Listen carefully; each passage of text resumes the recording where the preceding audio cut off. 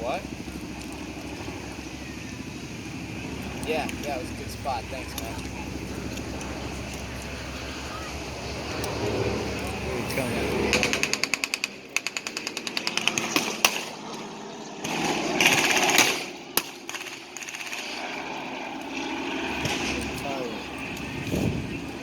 Okay.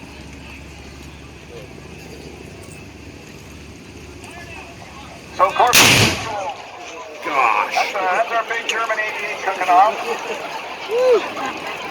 Initially designed as an anti-aircraft gun, it works equally as well as an anti-tank gun.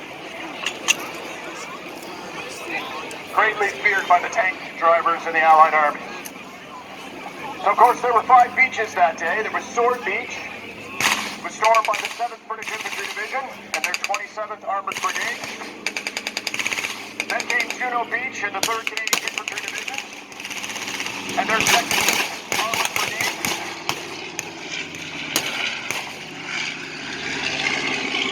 Then you had Gold Beach, where the 50th British Infantry Division and 8th Armored Brigade would land.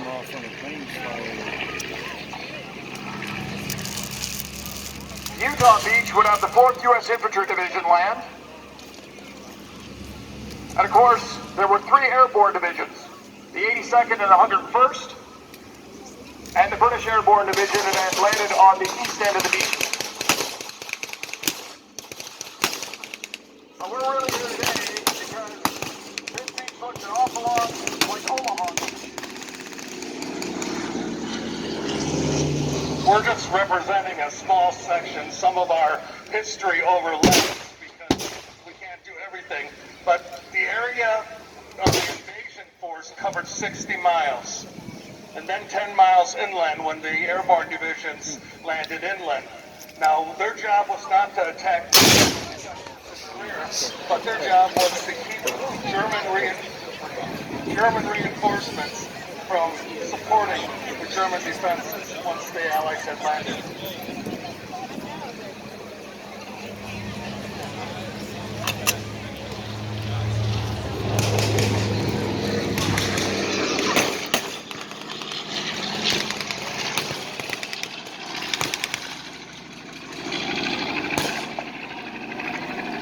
At Omaha Beach, the 1st U.S. Infantry Division and the 29th Infantry Division would land men. They had an awfully long stretch of beach to cover, the longest stretch of beach of any of the 5. And they had some bad luck. The naval bombardments were so high that the Navy tanks were swamped out in the water.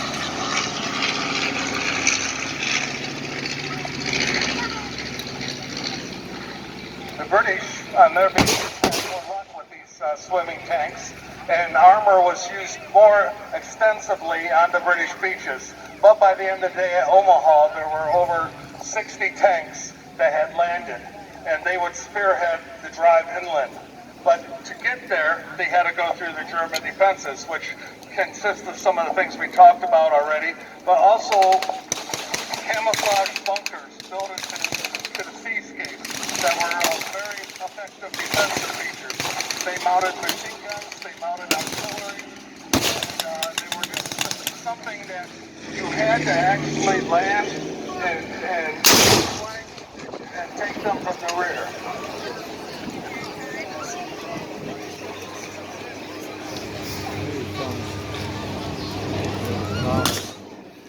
Some of the tanks that were landed on the beaches were intended to knock out these bunkers. Now you wonder if a tank could knock out a concrete emplacement.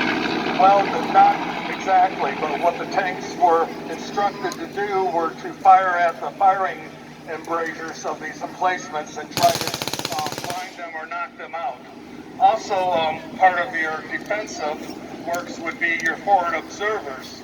The bunkers at Pt1, another say, improvement on a French design.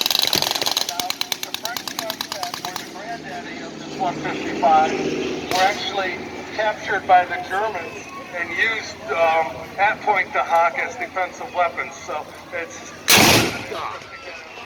an example of what the German guns would have been like too. 105 howitzers, that's the workhorse of the American Army, and it fires exploding shell into indirectly, which means vomit over defensive or bunkers.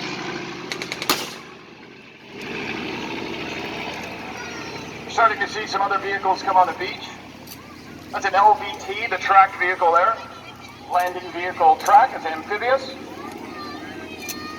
Got machine guns mounted on it, can carry men ashore. And you'll also see the famous duck. Take a 2.5 Army truck. And on the Allied side, you'll find D-Day stripes painted on the aircraft to clearly identify them as friendly. And every vehicle, regardless of nationality, has a big white star painted on it. So for the attacking forces, camouflage was not as important. Being able to identify friend from foe took priority.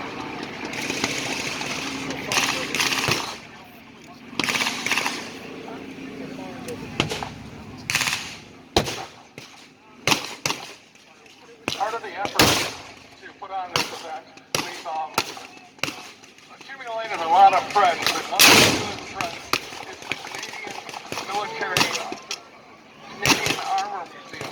I mentioned the CMP out there on the beach. That is one of the contributions they brought down from Canada. Very nice thing to have here to display today.